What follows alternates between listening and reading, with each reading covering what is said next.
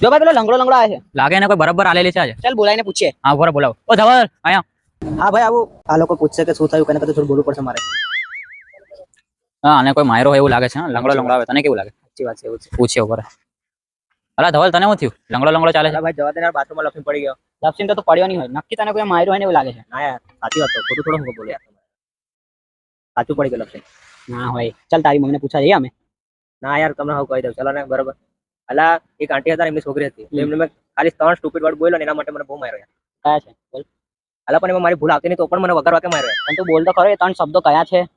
અલા પણ એમાં મારી ભૂલ નહીં આવતી તો તને શબ્દ કહીને શું કહું મેં? લા ધવલા ગુસ્સો ના અપાવ, જે હોય તે કહે ને. એની છોકરીને એટલું જ બોલ્યો કે આઈ લવ યુ એમ. એમાં મારી હું બોલ તું. અગર તું કોઈની પણ છોકરીને જઈને આઈ લવ યુ ને કહીશ તો એ તને મારશે જ ને.